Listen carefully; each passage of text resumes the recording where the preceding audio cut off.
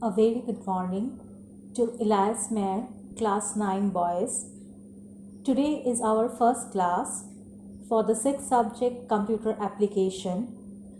As you people may do not have the book, I will send you some PDF material regarding the first chapter, Object-Oriented Programming. As I have said already, this is a slideshow based video where I will explain you the whole chapter and concept, and later on you can revisit the link, see the video as many times as you like it, and then back again go through the PDF material. You can always come with your queries and questions. Let's start with the concept of object-oriented programming. Before I start and talk about the concept of object-oriented programming, we will go through the old one, which is procedure-oriented programming. Procedure-oriented programming is a high-level language programming, but with a conventional method such as BASIC, COBOL, Fortran, and C. These are commonly known as procedure-oriented programming language. In short form, we called it POP. Okay, as you can see over here, it is pointed as procedure-oriented programming language. In procedure programming system, many instructions are written to carry out any task. These instructions are grouped together to form functions. We will concentrate more on function rather than data items to do or develop logical approach. Procedure-oriented programming language has some key points, like you can see in the slide. It is pointed that procedure programmer combines related sequence of statements into a single place called procedure. Number 2, a procedure call is used to invoke the procedure. Invoke means calling the procedure. Number 3, after the sequence is processed, flow of control proceeds right after the position where the call was made. Number 4, but the approach in OOP is that classes and objects are used to model real entity, taking up help of the methods which perform the function. And lastly, it's very important, the technique is also known as top-down programming. So procedural programming language or procedure-oriented programming has some kind of limitation that as data values are global to all function, you may require to make necessary changes in all the function due to any change in the data values. What it exactly means? It means, suppose I am using the products to make a food, that those ingredients of the food is available to everyone. So if I want, suppose I am using the ingredients garlic, if I want the garlic to be used in my programming, I will going to need in a chopped form. So I am changing the actual variable structure, which will make it more complicated. So to use my own variables or own ingredients in my own conditions, I am using, or we are moving towards the object-oriented programming. We are moving towards the object-oriented programming. Okay. Now, in this case of object-oriented programming, let's see the points and what it is. Object-oriented programming is an approach to standardize the program by creating a partition memory area for both data and function. As you can see in the picture, each and every set of object has two parts. One is data, another part is function. So, in object-oriented programming, it does not allow data to flow freely from one function to another. It means my own ingredients of making one particular food will be exclusively to me. It will not go to anyone else. Okay? And I can make my own food items. You can consider the data, the term data, as the ingredients and the function as pointing to the menu that you're creating.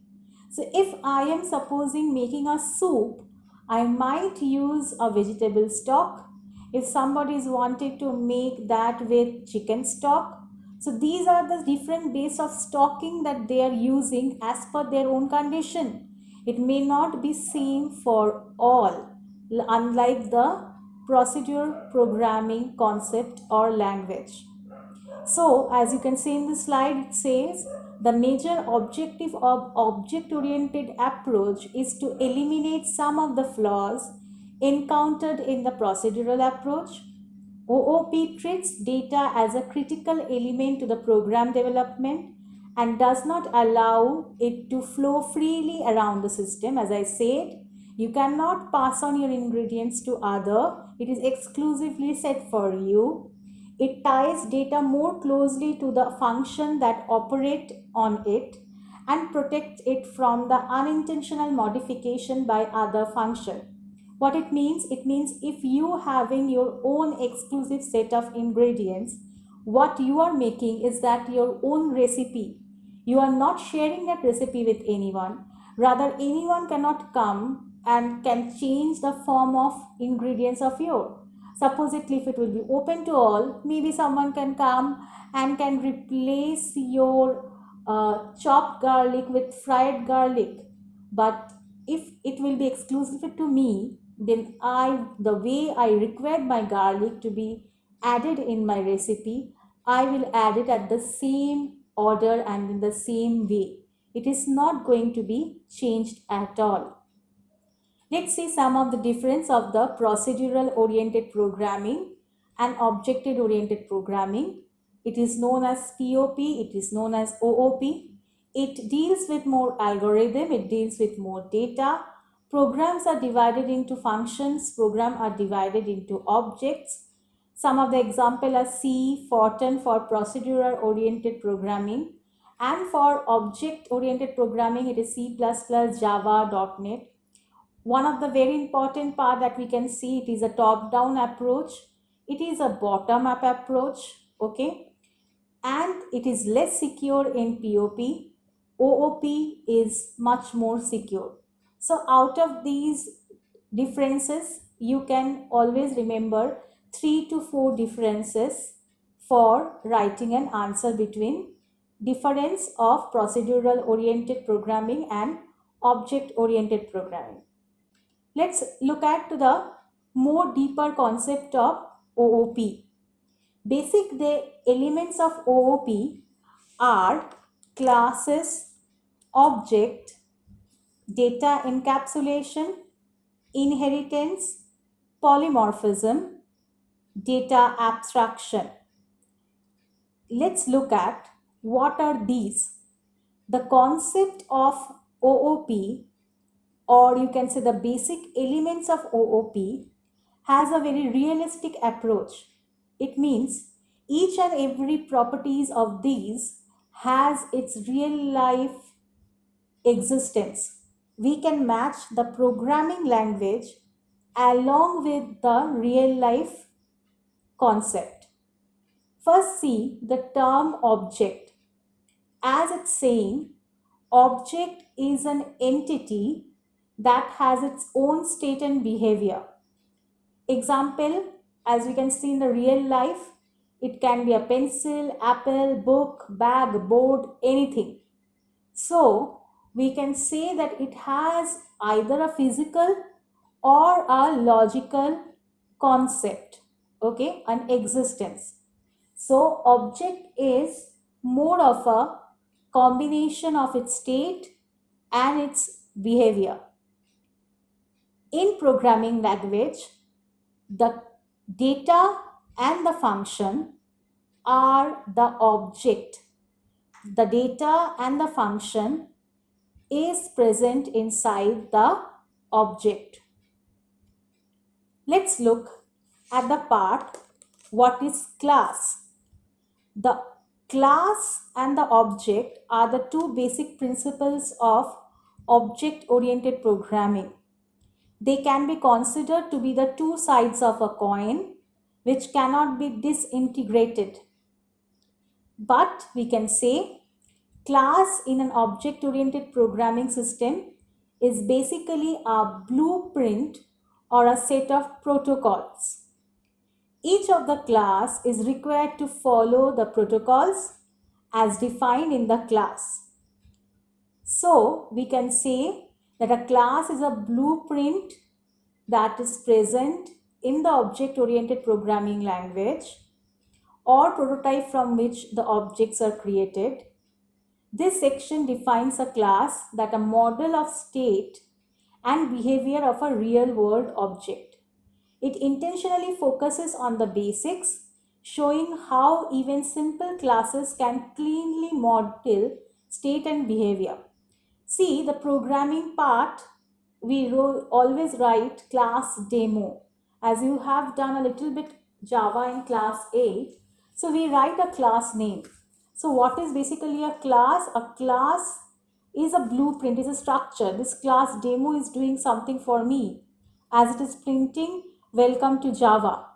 So as I can say, the class has variables, the class has a main method, the class has some other method inside of it.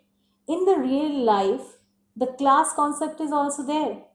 If I see the diagram and the pictures that are present over here, in the below picture I will see the class name is car, which has some variable like year, make and model. And it has some objects like Camry, Camaro, Benz, Capri, Sonata, different models of the car. Let's look at this example where dog is a class. It has some data members or variable like breed, size, age and color. Now what exactly a dog does? It eats, it sleeps, it sits and it's run. So these are the different methods and work that they are doing. Okay, so class is also present conceptually in the program where I have a class name demo which is doing some work for me and which may have some variable like int a, int b, like that to compute something and to give the result. Let's look at some other example. If I see, suppose the class is student, then the class has some kind of states. States are the variables like name, age, color and gender or sex as male and female. And it has some behavior which are my methods pointing to it can eating, it can drinking and running. And it has some objects like one of the student name is John, one of the student name is Sophia, another student name is Lily. So student is an overall class which has some states which are their variable and what are the work it is doing. It is eating, drinking and running. Same as the other way, we can call them, we can call it with the object. I can call John, I can call Sophia and I can call Lily. Let's look at some of the difference between class and object. As it says, a template for creating or instantiating object within a program. For object, it is an instance of a class. Class is a logical entity. Object is a physical entity. Class is declared with the keyword class. Object we declared with the keyword new. A class does not get any memory when it is created, but whenever we create an object, a memory is being occupied. A class is declared once. Multiple objects can be created using class. As we will move forward, we will see how we can create the object inside a class. Let's look out some other concept of OOP. We have the concept as data encapsulation.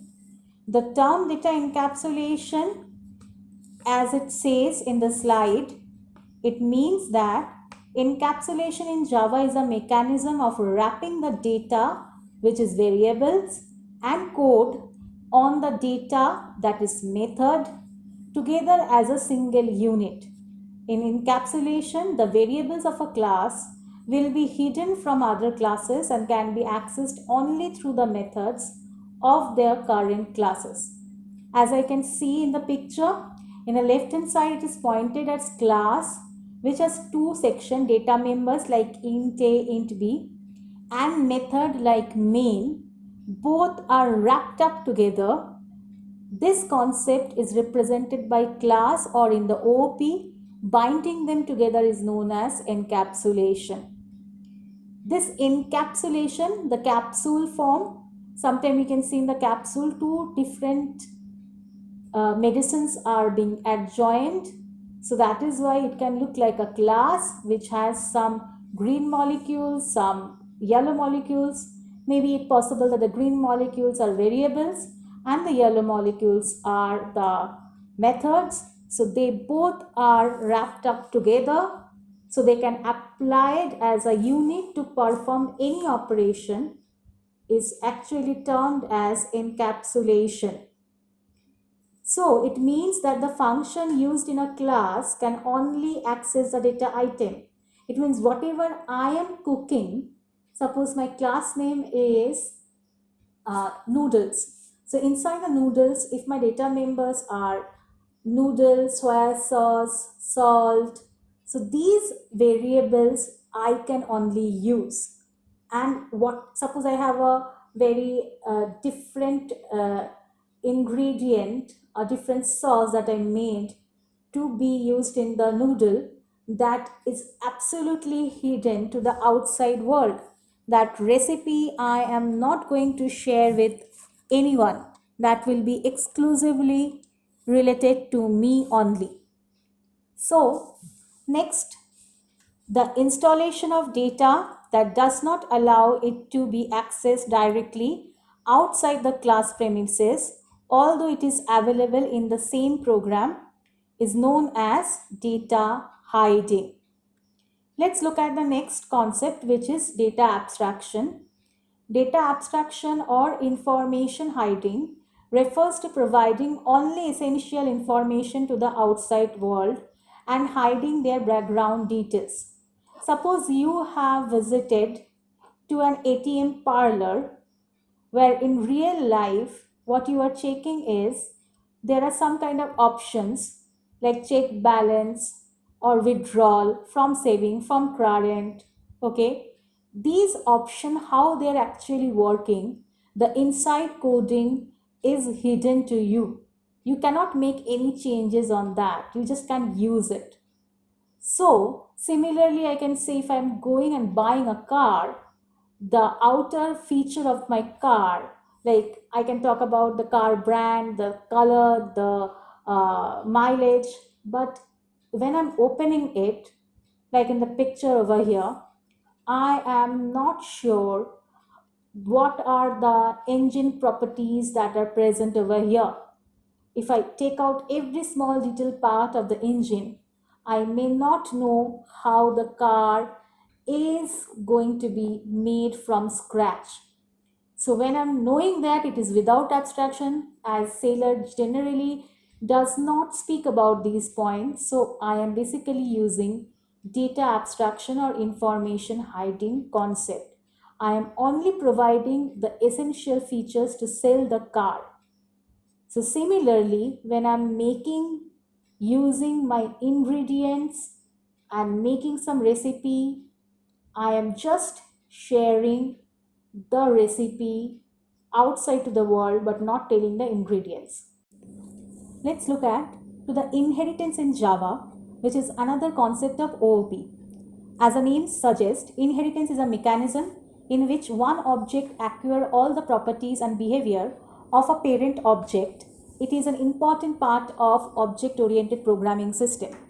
As you can see in the real life, if I say that mammals properties can be seen in dogs, also in cats, also in humans. So mammals properties are being inherited by dogs, cats and humans. Similarly, the cat's properties are being inherited inside the lions, tigers and leopards. So all of them are different classes, groups, but one group is acquiring the property of the other group. If you see the below example where it is pointed as shape, shape is a name of a class which has methods as in form of main, okay? After main we write bracket open, bracket close. Similarly, apart from main, we can have some other methods like draw and erase.